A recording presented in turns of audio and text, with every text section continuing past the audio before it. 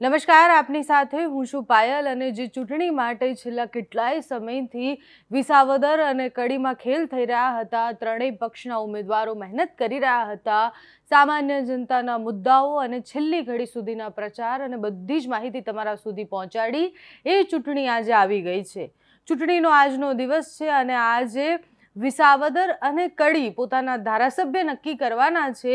એ બધાની વચ્ચે આજે 7 વાગ્યાથી લઈ અને સાંજે 6 વાગ્યા સુધી જે મતદાન થવાનું છે એ મતદાન કયા મુદ્દાઓ ઉપર થશે, કારણ કે વિસાવદરમાં અલગ મુદ્દા ચાલતા હતા, કડીમાં અલગ મુદ્દા ચાલતા હતા।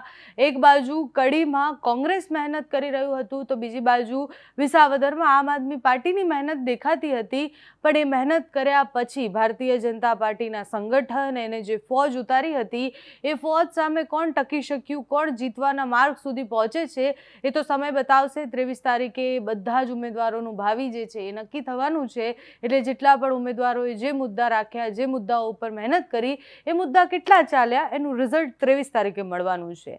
આજે વહેલી સવારથી જ મતદાનની શરૂઆત થઈ ગઈ છે। વિસાવદર અને કડીમાં લોકો વહેલી સવારથી મતદાન માટે નીકળ્યા છે।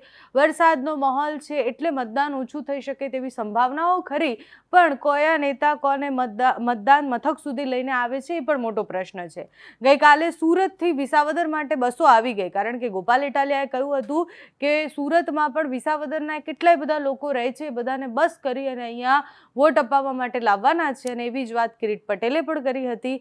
ત્યારે પણ બસ જ્યારે વિસાવદર આવી ત્યારે એને રોકવામાં આવી અને બધું જ છેલ્લી ઘડી સુધી જે પક્ષથી જે બન્યું એ બધું જ કર્યું છે। વિસાવદરમાં 2.61 લાખ લોકો આજે મતદાન કરવાના છે, એટલા મતદારો છે ત્યાં। સામે કડીમાં 2.81 લાખ મતદારો છે અને આ બધા જ મતદારો ભેગા થઈ અને આ ઉમેદવારોના ભાવિ નક્કી કરવાના છે। એટલે 2.61 લાખ મતદારોમાંથી જાતિગત સમીકરણ પણ ખૂબ અલગ અલગ છે, કારણ કે વિસાવદર એવું એક પંથક છે કે જ્યાં જાતિગત સમીકરણ અને બીજા બધા સમીકરણ કરતાં પણ વધારે ખેડૂત કોણ છે, ખેતી કોણ કરે છે, ખેડૂતને કયું મદદ રહેવાની છે, કયા ઉમેદવાર ખેડૂતને શું આપે છે એ વધારે મહત્વનું હોય છે। પણ જો જાતિગત સમીકરણ ઉપરથી જોઈએ તો પાટીદારોના મત ત્યાં વધારે છે, એટલે વિસાવદરમાં 1.30 લાખ પાટીદાર મતદારો છે, દલિત 21,000 મતદારો છે, આહિર 8,000 છે, ક્ષત્રિય 8,000 છે, પ્રજાપતિ 7,000 છે, લઘુમતી 7,000 છે, અન્ય 80,000 છે અને કુલ મતદારો 2.61 લાખ છે। એટલે 2.61 લાખ મતદારોને પેરિસના રસ્તા આપવાથી લઈ દારૂ ચવાણું કેવી રીતના ચાલે છે, ખેડૂતોને ખાતર આપવાથી લઈ બધી જ વાત મંચ પરથી કરી દેવામાં આવી। પણ આ ત્રણ ચહેરા ઉપર સતત 1 મહિનાથી વાતો થઈ રહી છે, કારણ કે વિસાવદર વધારે ચર્ચામાં છે। કડીમાં પણ પ્રચાર થયા છે, એવું નથી કે કડીમાં બધા જ નેતાઓ એવું કે કડી જીતીએ ના જીતીએ શું ફરક પડે, કડીમાં પ્રચાર થયા છે, પણ કડી જીતીએ ના જીતીએ એના કરતાં પણ વધારે વિસાવદર તો જીતવાનું જ છે। ત્રણેય પક્ષોએ મહેનત તો ખૂબ કરી હતી। કિરીટ પટેલ ભારતીય જનતા પાર્ટીમાંથી, આમ આદમી પાર્ટીમાંથી ગોપાલ ઇટાલિયા અને કોંગ્રેસમાંથી નીતિન રાણપરિયા ઉતર્યા હતા મેદાને। વિસાવદરમાં ખેડૂતને ખાતર આપવાની વાત હોય કે પછી વિસાવદરની જનતાને પેરિસ જેવા રસ્તા આપવાની વાત હોય, કયા મુદ્દા કેટલા ચાલ્યા એ 23 તારીખે ખબર પડશે। કડીમાં કયા મુદ્દાઓ ચાલ્યા તો કડીમાં કોંગ્રેસે પોતાની ફોજ ઉતારી હતી, કોંગ્રેસે દિગ્ગજ નેતાઓને કમાન સોંપી હતી કે કોંગ્રેસ કડીમાં જીતવું જોઈએ। ભારતીય જનતા પાર્ટીએ નીતિન પટેલને ત્યાં કમાન સોંપી દીધી હતી કે નીતિનભાઈ હવે તમારા હવાલે કડી છે, તમે જેમ જીતાડો એમ જીતવાનું છે। એટલે એક બાજુ વિસાવદરમાં ભારતીય જનતા પાર્ટીનું આખું સંગઠન, એટલે કિરીટ પટેલ જ્યારે ફોર્મ ભરવા જાય છે ત્યારે સીએમ ત્યાં હાજર રહે છે, CR પાટીલ સતત ત્યાં પ્રચાર માટે આવે છે। ગોપાલ ઇટાલિયા સામેની એ જંગ હતી, એટલે સીધી જંગ ગોપાલ ઇટાલિયા વર્સેસ કિરીટ પટેલ હતી। ગોપાલ ઇટાલિયાએ ગઈકાલે 9 વાગે રાત્રે ફેસબુક લાઈવ કરી અને ઘણા બધા સંદેશા આપ્યા, ઘણી બધી વાતો એ ફેસબુક લાઈવમાં કરી। અલગ અલગ રીતના પ્રચારની પ્રક્રિયા, અલગ અલગ રીતના લોકોની સાથે મળવાની પ્રક્રિયા હોય કે બધું જ વિસાવદરમાં જે થઈ શકતું હતું એ બધા જ પ્રયાસો સામદામ દંડભેદ કરવાના પ્રયાસો થઈ ગયા। હવે આજે મતદારોનો વારો છે। વિસાવદરની જનતા એમ પણ ખૂબ હોશિયાર છે, કારણ કે વિસાવદરની જનતા એમ કોઈને પસંદ નથી કરતી। જો આપણે ડેટા પણ જોઈએ એટલે વિસાવદરમાં જે જીતની વાત કરીએ તો આપણે વાત કરીએ કેશુબાપાથી। કેશુબાપાની સરકાર બની 2012માં, કેશુબાપા ત્યાં વિસાવદરમાં જીત્યા, એટલે વિસાવદરમાં કેશુબાપા જીત્યા. એના પછી 2014માં પેટા ચૂંટણી થઈ. એ પેટા ચૂંટણીમાં હર્ષદ રીબડિયા જીત્યા. પણ વિસાવદરે કોઈને લાંબા ટાઈમ સુધી જીત આપી હોય કે વિસાવદર કોઈ એક પક્ષનું થયું હોય એવું ક્યારેય નથી થયું. કારણ કે 2012માં કેશુબાપા એ જીપીપીમાંથી જીત્યા હતા. પછી હર્ષદ રીબડિયા કોંગ્રેસમાંથી જીત્યા. 2017માં ફરી હર્ષદ રીબડિયા જીત્યા, એટલે 2017માં હર્ષદ રીબડિયા કોંગ્રેસમાંથી જીત્યા. 2017 પછી 2022માં આમ આદમી પાર્ટીને મોકો આપ્યો. વિસાવદરની જનતાએ ભૂપત ભાયાણીને જીતાડ્યા, અને ભૂપત ભાયાણીને જ્યારે જીતાડ્યા ત્યારે વિસાવદરની જનતાએ ઘણી બધી અપેક્ષાઓ આમ આદમી પાર્ટી પાસેથી રાખી હતી.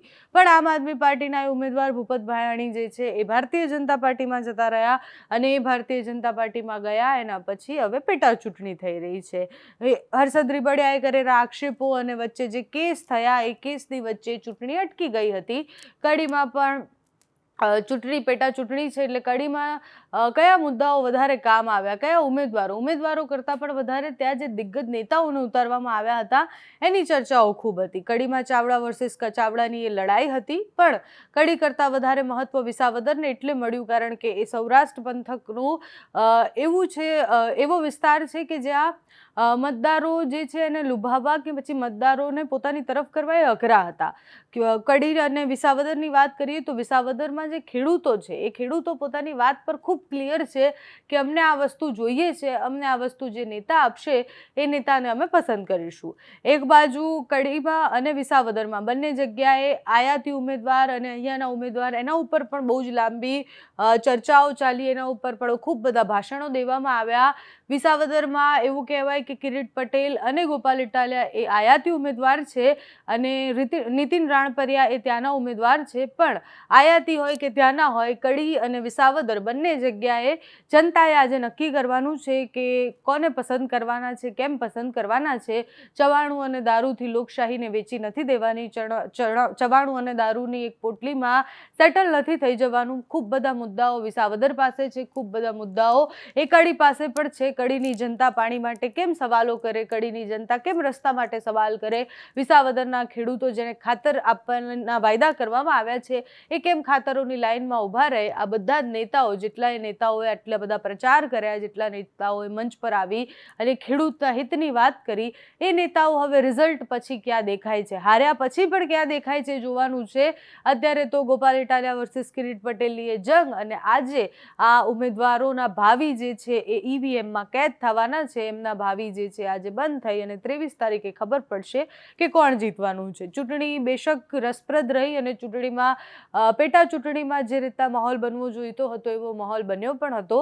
વિસાવદર અને કડીની જનતા આજે કોને પસંદ કરે છે જોવાનું રહ્યું. મતદાનની શરૂઆત તો થઈ ગઈ છે, સાંજે 6 વાગ્યા સુધી મત તમે આપવા જઈ શકો છો. એની વચ્ચે વરસાદ પણ છે, એ બધા મુદ્દા પણ આવ્યા હતા કે ચૂંટણી પંચે કેમ અત્યારે ચૂંટણી કરાઈ આટલા બધા વરસાદની વચ્ચે. પણ એ બધું જ સાઈડ પર મૂકી અને મતદારો વધારે બહાર નીકળે, મત આપે, પોતાનો જે અધિકાર છે માની અને અધિકારનો ઉપયોગ કરે, એ આશા સાથે નમસ્કાર.